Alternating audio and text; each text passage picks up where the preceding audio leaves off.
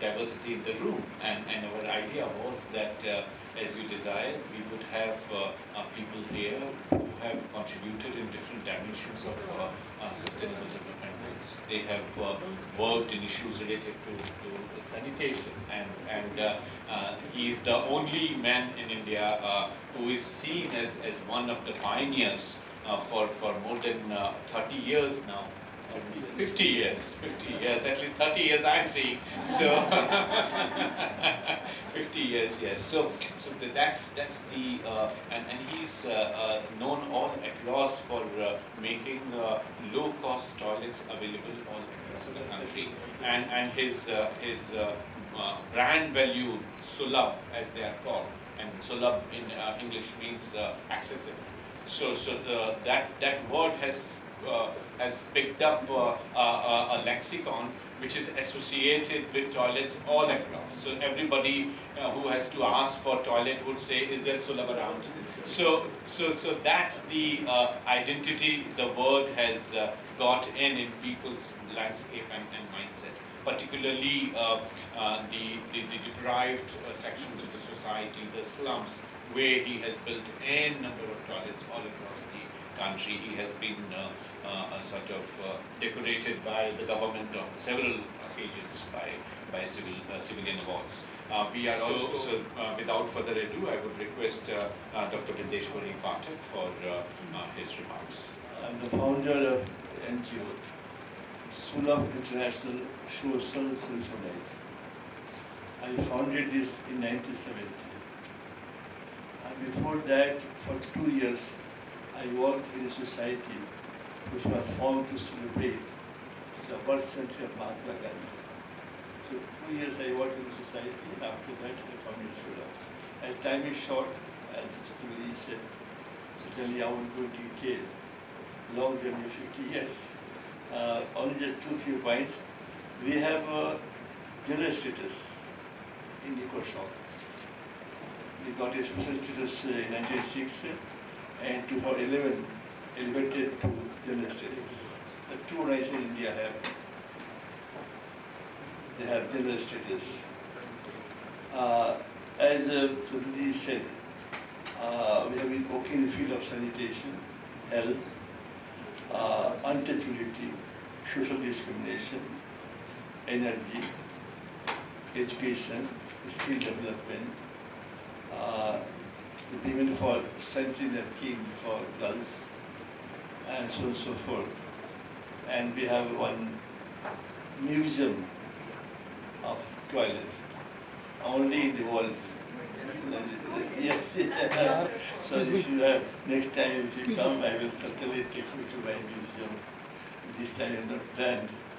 There will be time also. So that way, now through peaceful means, non-violence, we have restored the human rights and dignity of untouchables.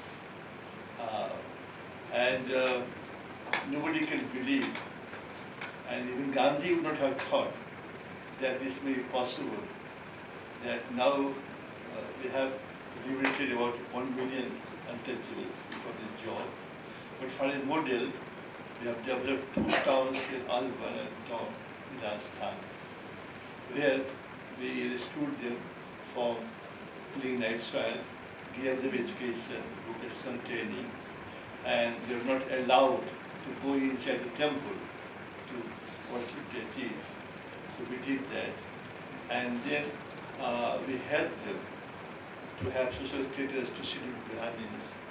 And so now they go in the same family to sell papdam, noodles, pickles, and to facial of women, where the same family called untouchables. And they to get food forever, water forever, wine thrown. And the same family now to facial of it. And now they are called Brahmins. Brahmin is the highest caste in Iran. So I do not believe caste system, but we are Brahmins also. So now nobody has thought in this country that society will accept them. Naming a Brahmin is possible, but to accept them in the society as a Brahmin is very difficult. But urban talk, they have been accepted, and they go everywhere, meet and have dinner and pleasantries in marriages. So we have transformed and turned the major history of India. Because time is short, so I won't take over time of yours. And the technologies we have developed.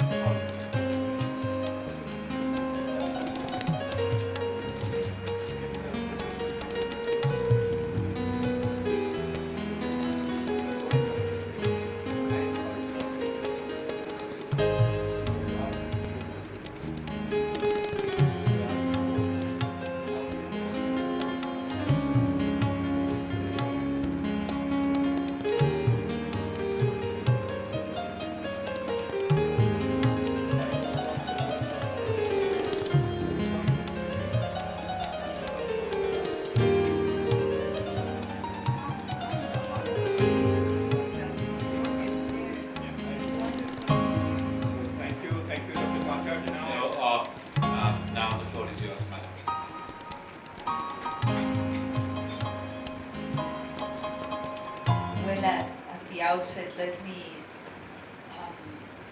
just thank the government of India, Ministry of Foreign Affairs, RIS, for supporting and helping to organize this dialogue with all of you. I would also like to thank you all for really putting your hearts and minds to transform the world. And it's not a minor thing. I was telling, when we were coming here, I was telling Fernanda Espinosa, she works for my cabinet, and Diego Barreiro as well. I was telling her that one of the moving and amazing things of this country is how vibrant civil society is, and the transformative power of the work of organized civil society.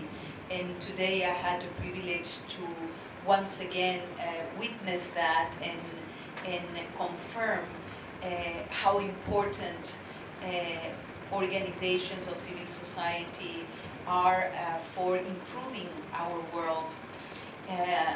When you were all speaking with so much passion about your projects, about your vision, about touching the lives of the disenfranchised, of the excluded, of the poor, really it moved me. In my personal history, I come from that place as well. I spent so many years working for civil society organizations. I never thought I was going to work for government one day, and then I suddenly became the foreign minister already 10 years ago, and then the defense minister, and then, well, I became a public servant after 20 years of working for civil society organizations in my country. I worked several years for the rights of indigenous peoples in Ecuador. And what I have learned, perhaps two very brief messages. First, what I have learned and learned from you today is the incredible power of diversity. And I think diversity should be seen as a blessing, as a source of wealth, as a source of knowledge, as a source of worldviews, as a source of different epistemologies, of different philosophies. And that's what makes our world unique and humankind unique. Unity in diversity, inclusion in diversity, democracy in diversity as well. And I think that in a way you all work with diversity. And I have also learned, looking of course at the beauty of this place, that one of the most transformative creations of humankind is the possibility of creating beauty.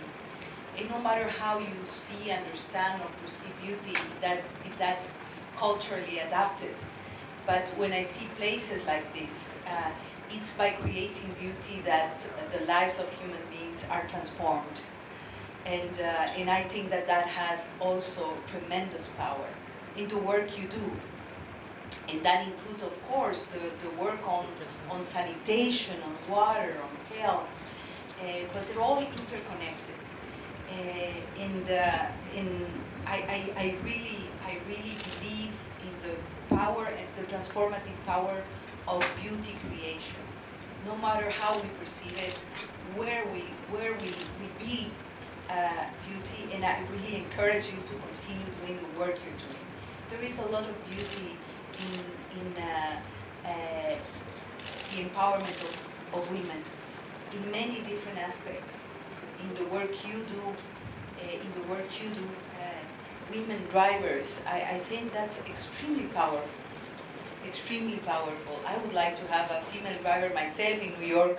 It would be great to have one of the trained women to be drivers and to share the time with me. I think it's very powerful, but also very important, not only, as you very well mentioned, Madam, not only in the area of the economic empowerment of women, but in terms of breaking perceptions and misconceptions. It's a matter of rights and opportunities. So I really commend that work, and the work, as I was saying, all the work you are doing, because it really shows a holistic view. It's not only about one activity, it's about a perception of rights, of the reaffirmation of rights, of inclusiveness, of a holistic approach to development. In the second idea that came to my mind is when the leaders adopted the 2030 Agenda and the Sustainable Development Goals. It's a bureaucratic document at the end. I don't want to be a pejorative or no. It's a document that was created by our own bureaucracy, about our public servants. It was discussed at the country level, of course. It was a political decision to have a global, a universal umbrella for sustainable development, for improving the dignity and the quality of lives of people. But when you see experiences like your experiences, like the work you do, madam, like the work you do on health, sanitation, that's exactly when the Sustainable Development Goals and the 2030 Agenda transforms from a bureaucratic document to a lively weapon to touch and transform human lives. It's about rights, it's about better harmony between the three pillars of development, the social, the economic, and the human and the rights perspective. So I am very happy that the Sustainable Development Goals and the 2030 Agenda has a human face, and it is an umbrella that really protects societies, and it's really used at the grassroots level. That's when the UN work becomes relevant for people. My theme for this year's presidency of the General Assembly is precisely to just continuing, but it's to build a United Nations that is relevant for all people. The issue of relevance, the issue of truly responding to the needs of people, that's what the UN and the United Nations should be about. Not only sitting in endless meetings, taking political decisions at the highest level. It is at this level where the United Nations has a real meaning. And it's not also about an effort of governments and political leaders only. It is about the hands, the minds, and the hearts of people like you, of organized civil society, of people that have their passion, that they want to contribute to society, and to better contribute to society, they're using this umbrella, which is the Sustainable Development Goals and the 2030 Agenda. So I am really touched and moved, and I really encourage you to continue with the same passion, with the same strength to transform people's lives, and in particular women's lives. I am the fourth woman in having the honor of presiding over the General Assembly of the United Nations, and the first woman from Latin America and the Caribbean.